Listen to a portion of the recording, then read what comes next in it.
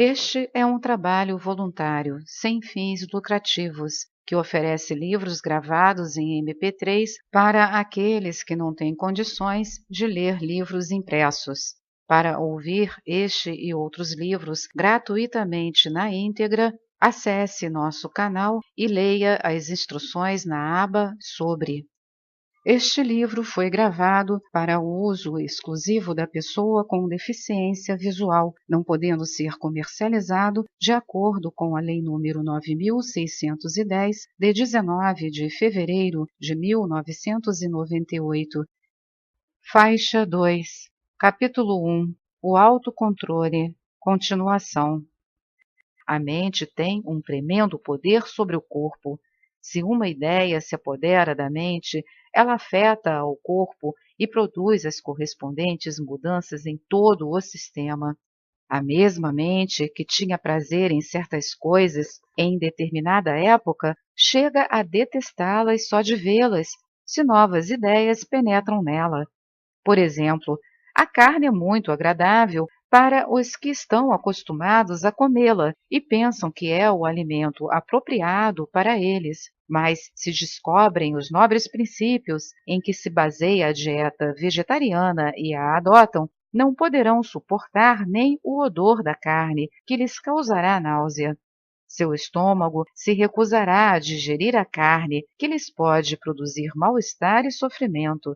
Portanto, podemos dizer que não existe nada no universo que seja fonte de absoluto prazer ou absoluta dor para todos os indivíduos, ou que sequer possa agradar sempre a uma mesma pessoa. Os que buscam prazer nos objetos sensórios não podem gozar de uma mesma coisa todo o tempo. Se tentam fazê-lo dia após dia, logo se fartarão. A saciedade será o resultado inevitável e com a saciedade cessará o interesse. Imaginemos que uma senhora muito apaixonada por ópera escute constantemente, dia e noite, a mesma ópera, sem ouvir ou fazer outra coisa. Seguramente que em poucos dias ficará farta. A constante mudança dos objetos de gozo é absolutamente necessária para aqueles que buscam o prazer no mundo exterior. É por essa razão que a maioria dos pobres que não podem ter uma grande variedade de prazeres se enganam pensando que a riqueza poderia trazer-lhes tudo o que desejam e invejam aos que possuem grandes fortunas, crendo insensatamente que os ricos devem ser sempre felizes. Deste modo, ocorre frequentemente que nem sequer podem desfrutar dos prazeres que têm a seu alcance e convertem a sua vida em uma carga muito pesada. Eles não conseguem entender que os ricos têm suas próprias tribulações, que frequentemente são tão insuportáveis como os males da pobreza. A verdade é que a felicidade autêntica só pertence a quem pode controlar sua própria mente. A prática de autodomínio seria uma grande bênção para todas as pessoas que se sentem infelizes. Faria suas vidas mais felizes e mais dignas de serem vividas.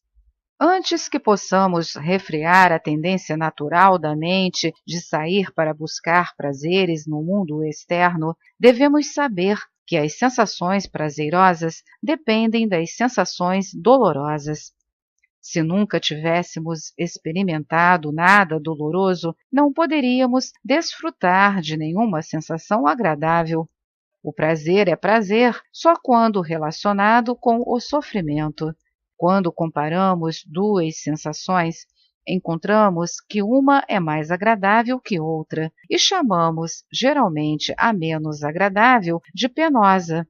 A tendência de nossa mente é buscar objetos mais agradáveis que os que já possuímos ou dos quais estamos desfrutando por casualidade.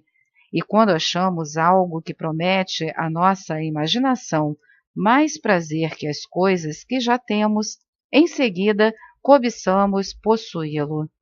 Mas, Se uma vez satisfeito o desejo, descobrimos por comparação que o último objeto não é melhor do que já tínhamos, ficamos tão insatisfeitos como antes, e até é possível que desejemos voltar à condição anterior.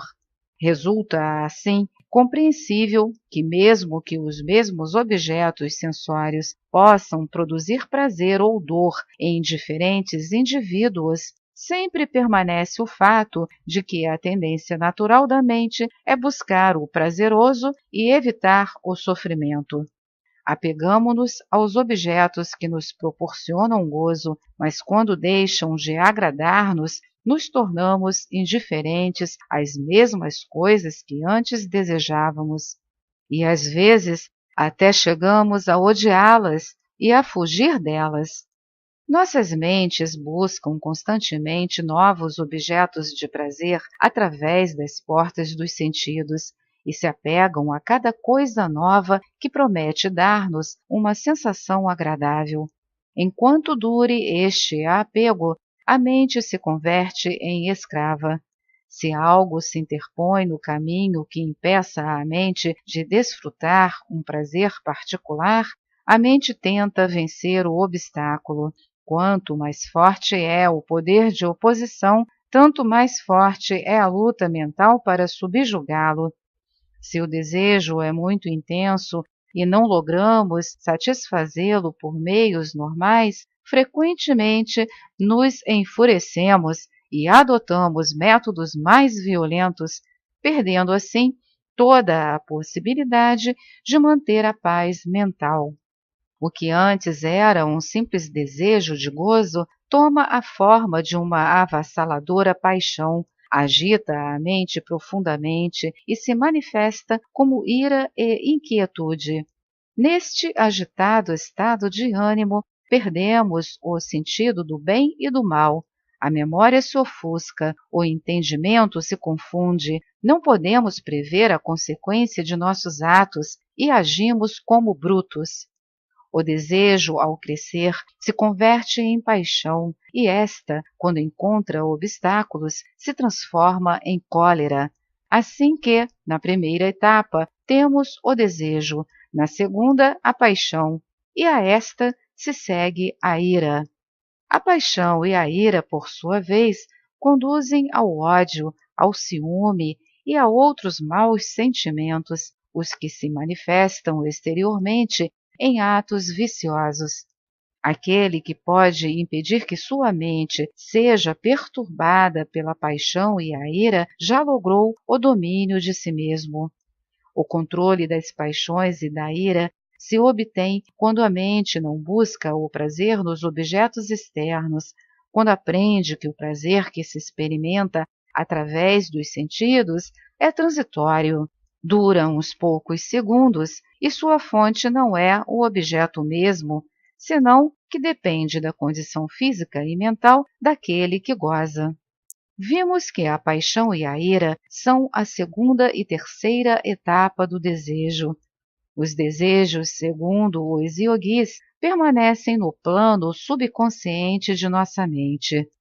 Aqui surge a pergunta: qual a causa desses desejos? O yogi, tratando de encontrar a origem dos desejos, diz que eles são o resultado das impressões latentes em nossas mentes. Quando as impressões despertam, se chamam desejos. Além disso, diz que quando gozamos de qualquer objeto externo por meio dos sentidos, nossa mente recebe a impressão de certas mudanças que se produzem enquanto estamos em contato direto com o objeto. Quando comemos uma maçã, a impressão de seu sabor fica na mente. Quando ouvimos uma nota musical, a impressão da nota, agradável ou desagradável, persiste na mente. De modo similar, todas as impressões que os objetos externos deixam na mente ficarão ali em forma de sementes ou em estado latente pela lei da persistência da força. Nenhuma delas se perderá. Todas as coisas que desfrutamos ou sofremos na nossa vida estão armazenadas em forma de sementes ou impressões latentes. Estas impressões latentes são as causas de nossos desejos. Alguns dos psicólogos ocidentais sustentam esta teoria dos yogis. Em sua Psicologia Elementar, o professor Benek diz, abre aspas, o que se produziu uma vez na alma segue existindo, mesmo quando cessa de ser excitado. O que antes era consciente só se torna inconsciente, mas vive na substância interna da alma. Fecha aspas.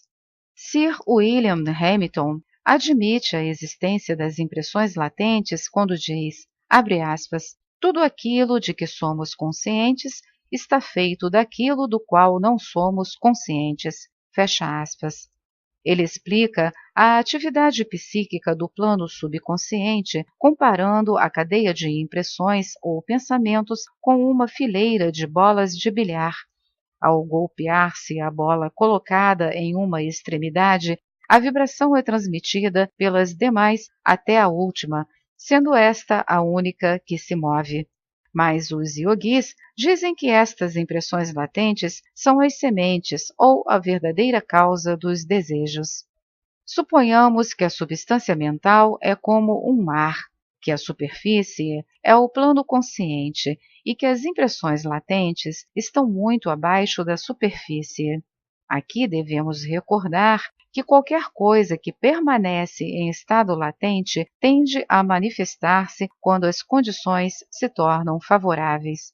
Quando as impressões, forçadas por sua natureza intrínseca, começam a manifestar-se, sobem lentamente, por assim dizer, desde o fundo do mar mental em forma de pequenas borbulhas. A cada uma destas borbulhas podemos chamar de desejo em estado sutil ou impressão provocada. À medida que a borbulha se aproxima da superfície, aparece maior e maior. Chamaremos de desejo a bolha grande. Em seguida, a bolha grande, depois de brincar na superfície por certo tempo, estoura. Toma a forma de uma onda e agita todo o mar da mente, transformando-o em uma massa de impulso. A mente perde a calma, a paz fica perturbada, o poder do discernimento se ofusca. Não sabemos se, cedendo ao impulso, os resultados serão bons ou maus. De forma desenfreada, somos arrastados à força até o objeto do desejo, quer seja mental, como a ambição, o orgulho, etc., ou meramente sensório. De fato, ao subjugar o nosso poder de controle, esta onda já não pode chamar-se de desejo. Temporariamente toma a forma de uma paixão dominante ou um impulso muito forte. Esse tremendo impulso se apodera de nossos nervos, nossos músculos e do corpo inteiro. Lutamos para satisfazer nosso desejo, porém, uma vez conseguido o objeto e saciado o desejo, descobrimos que a satisfação dura pouco.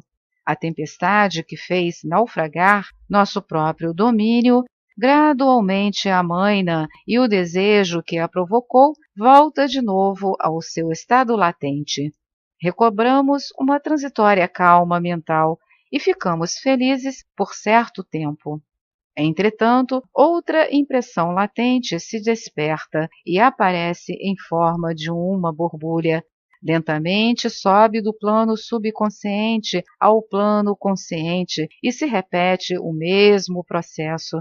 Esta ininterrupta série de desejos e sua temporária satisfação forma a vida diária de todas as pessoas que não aprenderam a controlar suas mentes. Uma vez lograda esta precária paz mental, a que chamamos felicidade, volta ao seu estado latente por um período mais ou menos longo. Esse processo é contínuo em qualquer mente e em todo momento. Suponhamos que uma pessoa é convidada a um banquete e coma algo delicioso que nunca provou antes e goste imensamente. Vamos crer que a impressão do sabor se desvanecerá tão logo termine a comida? Certamente que não, ficará na mente e engendrará o desejo por gozar da mesma coisa de novo. A memória recordará a impressão que se converterá na causa de um novo desejo. Deste modo, pode demonstrar-se que toda nova impressão é a causa ou semente de um novo desejo. Esta é mais uma edição do canal Livros Falados, Voz Humana. Que o bem, o bom e o belo se multipliquem em benefício das criaturas.